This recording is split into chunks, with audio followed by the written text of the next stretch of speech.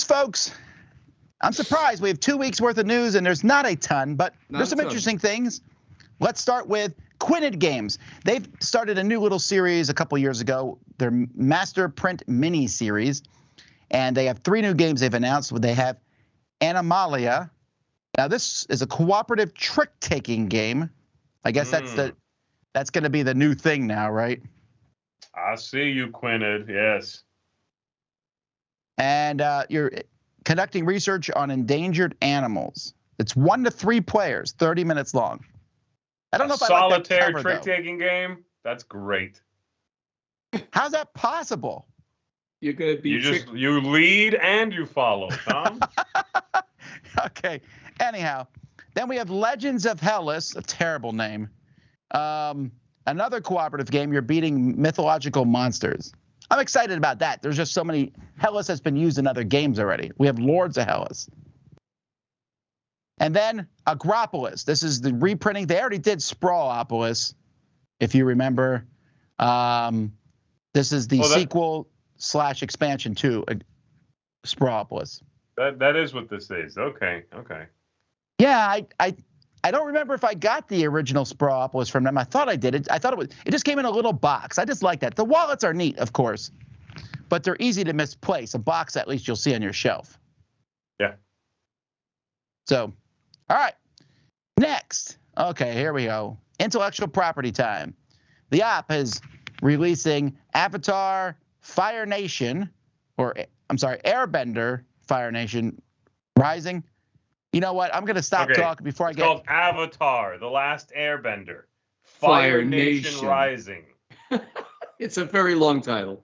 I don't like that half the title's at the top and half is at the bottom. It's a logo thing, but I agree with you. There's no way you could put it all in one place because it's too long. It's gorgeous art. I do love this IP. I watched all the Avatar stuff, so...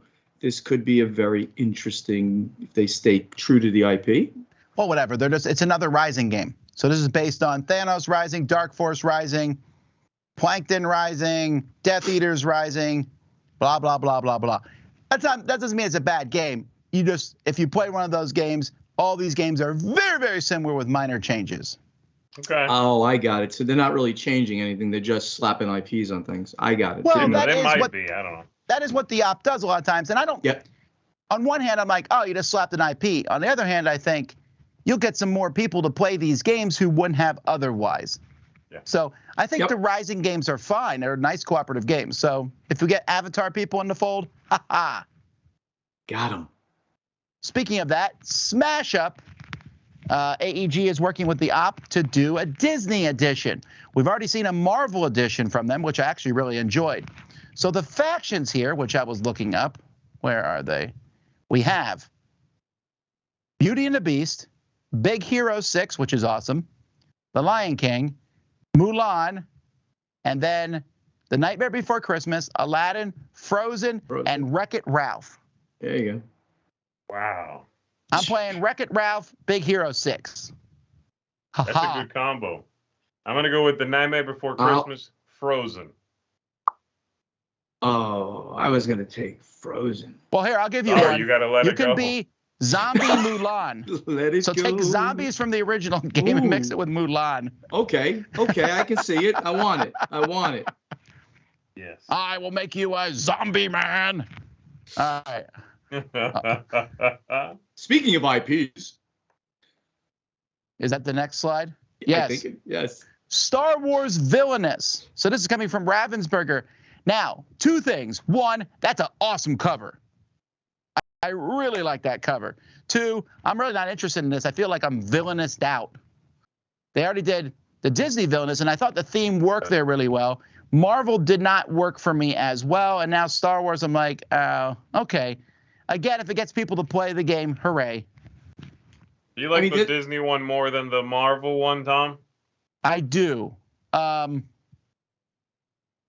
I don't know why. I think it fits it's a kind of a goofy, lighter game, and that fits Disney. The Marvel thing, I don't know. I just didn't enjoy it as much. It was still fine. I just didn't enjoy it as much. Again, they don't make changes when they do this. Well, the big change they made, which I was surprised about, is the Marvel one is not compatible with the Disney one. Right. That's not the case in what we just saw. Like, you can play Wreck-It Ralph Avengers in Smash Up. Well, yeah, I mean, those are made to be completely compatible. But in Villainous, you can't play, as far as I can tell, you can't play Darth Vader versus Cruella de Vil. That would be great. It would be, and my money would be on Cruella de Vil. You know it, baby. She's going to skin him and make herself a scarf. And the scarf, she walks around and the scarf goes. It'd be great. Thanks for that gross analogy. All right. The Loop has an expansion. Oh, a sequel coming. I'm sorry. It's the Revenge of Fozilla. That is an expansion. It says the Loop expansion right there. It's standalone expansion. Oh, okay. I know Mike right. Alicia would be quite excited about this. I think Chris also likes it a lot.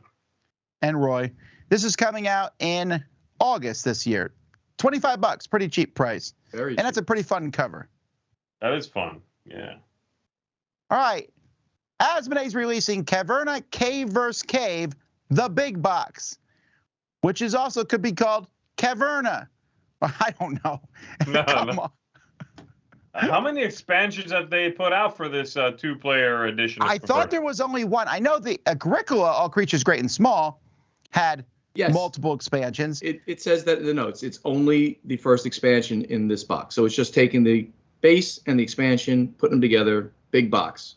That's not a big box. It's a pretty mediocrely small box. If this is the same size as Caverna, though, that's going to cause confusion at the store. Yeah, think about it, right? It has to be almost the same size. Why would you? It even looks the same size. It really does. That's ridiculous. I don't know who was asking for this, but there you go. All right. Renegade has a new G.I. Joe Mission Critical. This is a cooperative game using Renegade's Guardian system, which was they used in the Power Rangers game. I might like this better because the Power Rangers game was fine. I just have a hard time getting into that theme. While Go Joe, yeah, I love G.I. Joe. I do think there's too much emphasis on Snake Eyes, but whatever. Is Snake Eyes the bad guy or the good guy?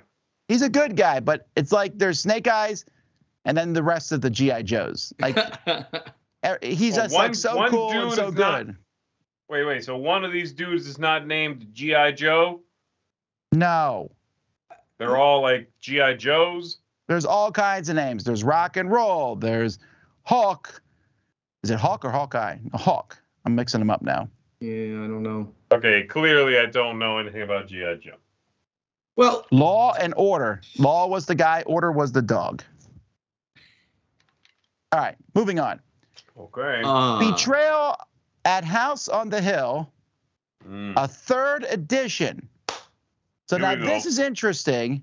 So there's new art. They're actually changing it because second edition and first edition was almost a misnomer. They were almost the same exact game. With like the errata pushed into it. That's all they did with the first and second, as far as I know. Sure, they fixed it. Anyhow. Well, but yeah, no, you're right. Okay, keep going, and I want to have a comment. Anyhow, there's new art, and they said they're fixing the character stat trackers with clips moving along a notch track. I hope that's true because that's the worst component in the game for sure. Those little notch things did not work at all. Yeah. So I disagree that that's the worst component of the game. What's the worst component? What do you think the worst component of the game is? The Traitor's Tome and the Secret Survivor's Guide. Oh, you know what? Fine. No. Okay, I'll give you that one. I completely I have a feeling you don't like the game. I happen to love the game. I know it's one of the most broken games around, but the theme is so wonderful in Betrayal at House on the Hill. I agree, but they now know 15 years later that these are broken. Fix the ones that are broken. How hard is that? I love the game. Anytime somebody wants to play one of these, I play it. I don't care if it doesn't sometimes you have the most epic moments in these games where, and sometimes it doesn't work out as well. So I'm happy that they're doing it again with better components. I have the first edition. I probably now should just move up to have better components, and they're not putting out a fourth edition anytime soon. That's for sure. They might be fixing the tomes. I don't know. You know what? They don't dare say so, right? Because then they would be admitting that it was broken. But come on, if they don't fix it now, though, then that's garbage. They've had the second edition, they didn't fix it, and we're like, what? And then they came out with the expansion Widow's Walk, which had even more game-breaking stuff in it. That's actually a good point. Is Widow's Walk part of this? Probably not. I got to go look at. I have it actually wrote down when I saw this in the news. I wrote down, go check out Betrayal pre-order because I want it. I guess. I have. This game is one of the ones that will never leave my collection. I love this game, and I got the Legacy, and I want to play the Legacy. I got Scooby. I got Baldur's Gate, which I played once. Yeah, I don't dislike this game as a system. I mean, I've had some fun with this game. Yep. I just hate that you never know if the game's going to end or not end or end well. If they fix this up so that it's now a tight, consistently playable game, I'm back in, man. I think this game is very atmospheric. I agree. I like that. I'm sure they can. Of course they can. But the way that the system plays out, it's so variable. So could they make it like perfect? I don't think that they ever could. Yes, but they have enough data now to know which scenarios are more broken than others. No doubt. I agree. They can do it. All right, I really think we need What? Yeah. I don't know what you're saying. Okay. I was just going to say, anybody wants to play a game of this with me, just let me know. I'm playing. No, nobody does. Go ahead. Nobody does. All right. I feel like we should have a section of news that's just called Big Box section. Okay, so anyhow, Terra Mystica Big Box, which is going to be a huge box because I have the expansion, and you said it next to, there's two expansions. I can't fit either one into the base box, and it's huge. So this thing is going to cost $150. Wow. So, and it's going to come with an Automa Factory solo variant. If you just want the solo variant, you'll be able to buy it for $20. So that's good. I'm glad they're doing that. Okay. So interesting. I mean, the big box, that's a really fat box. Not a full calyx, so it's not that big. That's true. $150 is a lot of money, but if I'm sure there's a market for this. It's not me. All right, earlier this month, or earlier in February, I'm sorry, you saw me, Zee, Camilla, and I think Mike, we played the first game from Taburu, which was, what was it called? The Bad Karmas, I think? Yeah, I believe so. So that was their starting game. They had originally, years ago, when they announced the system, said they were working with Simon to put Zombicide on the system. That apparently fell apart. Don't know why. None of my business. But this new game, we're like, okay, that's cool. But, man, it would have really helped if they had a licensed game to launch with it. Well, now they do. Sword and Sorcery, which is from I don't know about that Sword and Sorcery. Ares. Sorry, Ares. Oh, okay. So Sword and Sorceries is a fairly popular dungeon crawling game. It's had multiple versions, tons of expansions, very, very popular. It's one of the more enduring of all the different dungeon crawls. Using a dungeon crawl with the Taburu system sounds pretty cool to me. That's kind of what I want to see that system used as, because you can, move around the dungeon and it knows where you are and stuff like that. So, let's see. My big question here is, so can I just use the Sword and Sorcery game in Taburu? I fear not. There's got to be something else that happens. No. I highly doubt it. You're going to need some things. So some of the pieces will have bases that you can put them in that will work with the board, where they are on the board. Right. Because if you didn't have that, then what's the whole point of the system? You can just use an app with the game. Sure. So then what else do I need besides the bases that will then recognize it on the board? The cards? Will the cards be recognizable? I don't think so, but the cards might have The cards might have QR codes on them. Who knows? They haven't announced much more. I just think this is a good move for them to have not just their own starting game, but to have a good, solid game to go along with it. My whole point is that, so what does Sword and Sorcery cost? I'm going to make up a number. $80, $100. I mean, it's a big game. It costs a lot. So now you're going to have to buy $50 more of game to play it on Taburu. Or they're going to make a version that's just compatible with Taburu. Okay, or so maybe the next second edition. What do you call it? A conversion kit. Again, I don't know. Yeah. That's how the interesting part of how I applaud the idea of trying to do this, and Tapuru's a great idea. Did he die on us? All this extra stuff. Yeah. Do you not see me? Hello? I see you and hear you. You just lagged there for a second. I think. Sorry. I'm on my. Sorry, I apologize. Well, the conversation was so boring, the internet tried to shut you down. I was canceled. Go ahead. All right. Here we go. GTS becomes the exclusive distributor for Stonemeyer. This is news that we see pretty much every year. We see a few companies go exclusive with different distributors, and then usually a few years later, we find out that they changed their minds. Before I get yelled at by Mr. Buonocore, yes, some companies do stick it out, but it often happens that they don't. When this went live, basically there's always going to be an argument whether exclusivity is good or not.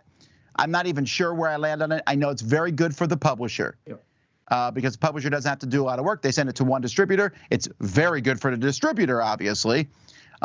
Stores, as a general matter, of course, really despise this, and I saw quite a bit of shouting on the internet when this was announced, but now we'll hear why it's good for the hobby. No, well, what it is good for, forget about the exclusivity and going with only GTS in the US, and by the way, only universal distribution in Canada. That's a thing. The main thing in this, the main takeaway in this is that Stonemeyer is now creating this Fortress program, which is specifically for retailers. So a retailer can now call themselves gold or platinum, and they can guarantee themselves at least 3 or 6, respectively, copies of every game that Stonemeyer comes out with. And they can opt out even if they like a new game is coming out and they say, I don't think this can sell in my store. They just say, for this one, I don't want it. But for the next one, when they reprint so-and-so, when they come out with, Wingspan 2, I want the full number of copies, the 6 copies for that game. And then, of course, you can also opt to get more if they can give you more. They're trying to help the small stores with this. This is specifically for that. So every retailer should be taking note, or people who go to retailers, and hopefully people still do, and they have good retailers. They can go there, tell their retailer about it, that, hey, you can guarantee to get X number of games every time they come out with a game. It works for the retailer.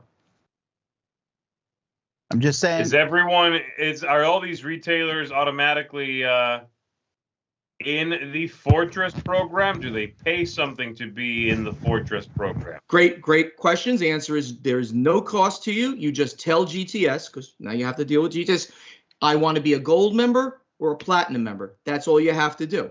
And if for whatever reasons they don't want to deal with GTS, they can still order direct through Stonemeyer.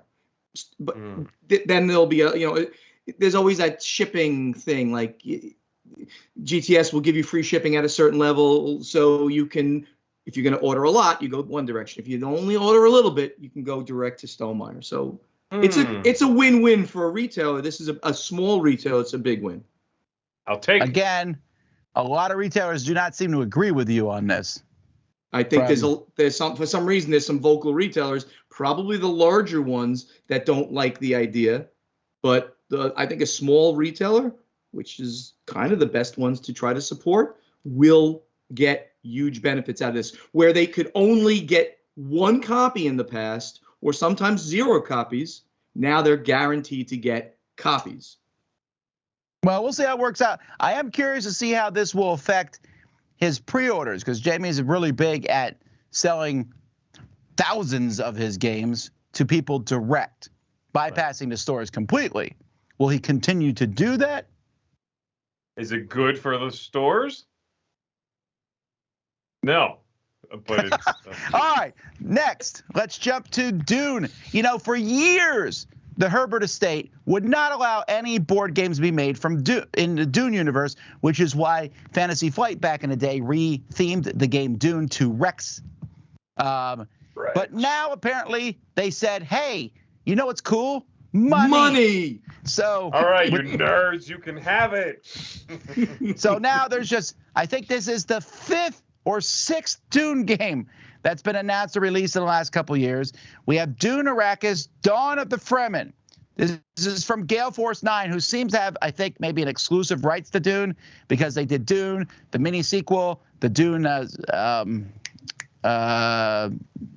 social deduction game, and this one. Oh, Ignacy did a Dune game too. Yeah, Dune House Secrets from Portal, and there's another one from someone else. Well, anyway, this one is the early history of the Fremen. Okay. So you're leaders of the Fremen. You're collecting resources, finding shelter, taming the wild sandworms. It's designed by the designers of Dune, who also designed Cosmic Encounter. That's interesting to me. So they have Peter Lotka and his son, Greg Lotka, Jack Kittredge, Bill Eberly, and Jack Rita, who was a big fan and got involved with later designs of Cosmic Encounter. Right. This is interesting because several of the guys here in this design group play almost no other games other than their own. Well, as they told me. This is, as far as I understand, Tom, this is a slightly reworked version of their Borderlands game. Oh. I've never played Borderlands. Is it good? I hate Borderlands. So Borderlands came out way back in the day. Then FFG reprinted as Steamworks, the Borderlands or whatever that one was called. The one that did terribly for them. You're right. It says it was re-implemented.